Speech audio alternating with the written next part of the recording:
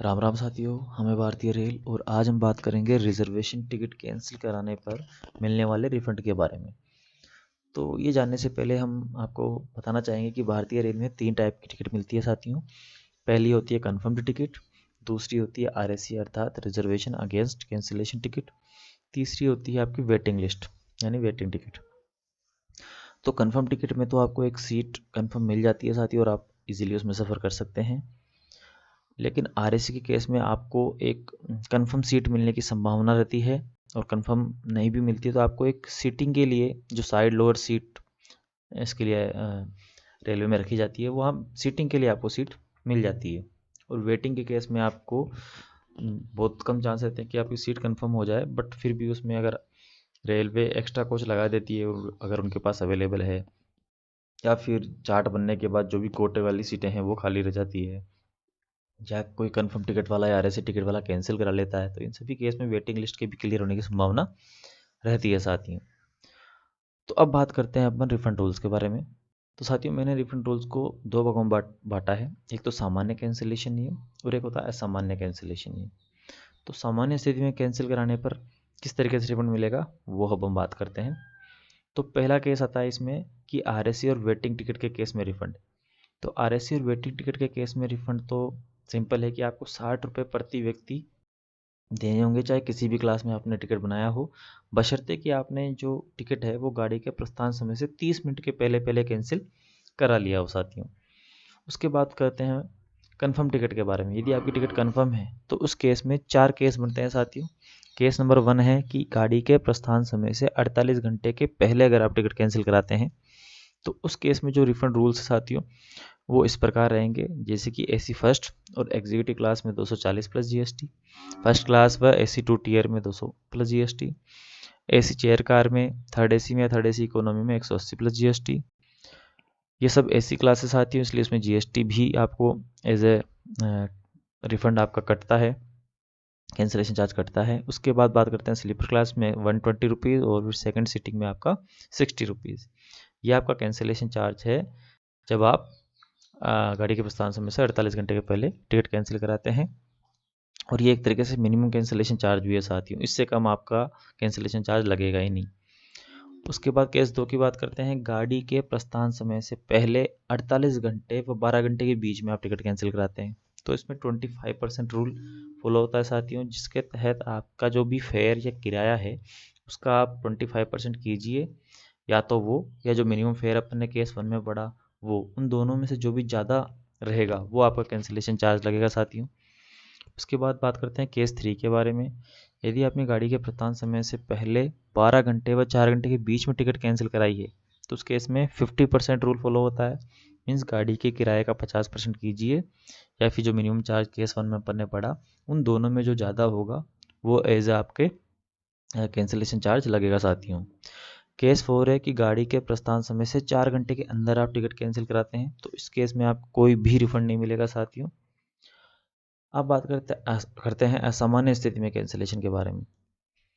तो कई और भी ऐसी स्थितियां होती हैं जिसमें आप कैंसिल करा सकते हैं। कैंसिल क्या, उसमें वैसे बेसिकली आपको टीडीआर ही फाइल करना होता है क्योंकि कैंसिल का तो समय ज़्यादातर केसेस में निकल ही जाता है। तो इसमें पहला केस बनता है ट्रेन कैंसिल्ड।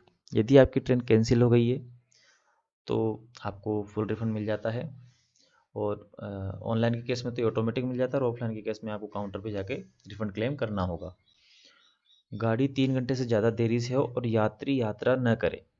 यदि गाड़ी 3 घंटे से ज़्यादा देरी से चल रही हो, यात्री उसमें यात्रा नहीं करना चाहता हो तो उस केस में भी उसको फुल रिफंड मिल जाता है साथियों। इसके लिए आपको टीडीआर फाइल करना होगा। यात्री को लोअर क्लास में यात्रा करनी पड़े। आपने किसी हायर क्लास में टिकट बनाया है लेकिन वो हायर क्लास का कोच किसी कारण से डिफेक्टिव है, कुछ भी उसमें कमी है या वो कोच लगा ही नहीं है तो उस केस में आपको लोअर क्लास में यात्रा करनी पड़ेगी। तो इस केस में आपको हायर क्लास और लोअर क्लास के बीच का जो भी डिफरेंस है फेयर का वो आपको एज ए रिफंड मिल जाएगा साथियों। उसके बाद बात करते हैं एसी फेलियर। यदि आपने किसी एसी कोच में टिकट कराया है और वो सी ख़राब हो जाती है तो एसी और नॉन एसी के कोच का जो किराए का डिफरेंस है वो आपको रिफंड के तौर पर मिलेगा। Excess fare charge by TT. यदि आप किसी कारणवश ट्रेन में यात्रा करने से पहले टिकट नहीं ले पाते हैं तो टीटी आपका एक फ़ाइन वाला टिकट बनाता है। तो वो फ़ाइन वाला टिकट यदि उसने आपको लगता है कि किराया ज़्यादा लिया है तो उस एक्सेस फेयर को भी आप उस क्लेम कर सकते हैं साथियों। पार्टी पार्शली ट्रेवल्ड, यदि कोई पार्टी यानी कुछ लोगों ने, जैसे कि मान लीजिए कि 6 लोगों ने टिकट बनाया है, उन 6 की 6 टिकट कन्फर्म है, लेकिन उनमें से 3 यात्री ट्रेवल करते हैं, 3 यात्री ट्रेवल नहीं कर पाते हैं। तो इस केस में उन 3 व्यक्ति जो ट्रेवल कर रहे हैं उनको टीटी से एक सर्टिफिकेट लेना होगा इस बारे में कि वो 3 व्यक्ति जो ट्रेवल नहीं कर रहे हैं, और उस सर्टिफिकेट को टीडीआर फाइल करते समय देना होगा एज ए प्रूफ, ताकि वो रिफंड क्लेम कर सकें।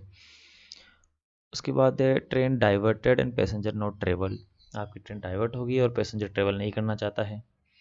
Train diverted and not touching boarding station, train divert हो गई और जहाँ से आप चढ़ना चाहते थे, जहाँ से आपकी बोर्डिंग थी, वहाँ पे वो ट्रेन टच ही नहीं कर रही है। Train diverted and not touching destination, आपकी ट्रेन डाइवर्ट हो गई है और आपके डेस्टिनेशन पे पहुँच ही नहीं रही है। Party partially confirmed wait listed passenger did not travel, मतलब 6 लोगों ने जैसे टिकट बनाया और उसमें 4 लोग तो कंफर्म हो जाते हैं और 2 लोगों की वेटिंग रह जाती है और वेटिंग वाली यात्रा नहीं करना चाहते हैं। तो इस केस में भी आप वही सेम टीटी के पास जाके सर्टिफिकेट लेके टीडीआर फाइल कर सकते हैं। फिर बात करते हैं पैसेंजर नॉट ट्रेवल्ड, पैसेंजर ने यात्रा ही नहीं करी किसी कारण से, ट्रेन मिस होने के कारण या उसका प्लान चेंज हो गया, तो इस केस में आपको कोई रिफंड नहीं मिलेगा। इस केस में अगर आप जो सामान्य स्थिति में कैंसिलेशन रूल थे, अगर उस वैसा कुछ कैंसिल करा लेते हैं तो मिलेगा, अदरवाइज नहीं मिलेगा। तो अब बात करते हैं टीडीआर के बारे में। मैंने काफ़ी बार बोला टीडीआर टीडीआर, ये टीडीआर होता क्या है? तो टीडीआर फाइल करने के 2 तरीके होते हैं साथियों। यदि आपने टिकट काउंटर पे बनाया है तो आपको काउंटर पे जाना होगा स्टेशन के, और ये सब जगह नहीं मिलता है फॉर्म, आपको किसी बड़े स्टेशनों में मिलता है। तो वहाँ पे जाके टीडीआर फॉर्म भर के जमा कराना होगा, जिससे कि आप टीडीआर आप रिफंड क्लेम कर सकें। और एक दूसरा तरीका है जो और भी आसान है साथियों, जो विदिन कुछ क्लिक्स में आपका काम हो जाता है। यदि आपने ऑनलाइन आईआरसीटीसी पे टिकट बनाया है तो अपनी आईआरसीटीसी आईडी लॉगिन कीजिए। लॉगिन करते ही फर्स्ट पेज पे आपको फाइल टीडीआर करके ऑप्शन आएगा, उस पर क्लिक कीजिए तो आपके पास जितनी भी आपने टिकट बनाई है उनकी लिस्ट आ जाएगी जो टीडीआर फाइल करने के लिए एलिजिबल हैं। जो इसका भी फाइल करना है उस पर क्लिक कीजिए, फिर उसमें आपकी पैसेंजर की लिस्ट आएगी, जिस पैसेंजर के लिए आपको रिफंड डिमांड करना है उस पर क्लिक कीजिए, और फिर आपके पास जो ये लिस्ट मैंने अभी बताई है सामान्य कैंसिलेशन नियमों वाली, ये लिस्ट पॉपअप होंगी। जो भी आपका संबंधित रीज़न है उस पर क्लिक करके फाइल टीडीआर कर दीजिए, आपका काम कुछ सेकंडों के अंदर हो जाएगा साथियों। इसीलिए मैं कहता हूँ कि डिजिटल चीज़ों को अपनाना चाहिए, क्योंकि चीज़ें काफ़ी आसान हो जाती हैं। तो ये था साथियों रिफंड रूल्स के बारे में, मुझे लगता है सब कुछ। आपकी कुछ क्वेरीज हो तो आप कमेंट बॉक्स में पूछ सकते हैं, जिनको मैं कमेंट में ज़रूर जवाब दूंगा। तब तक के लिए धन्यवाद साथियों।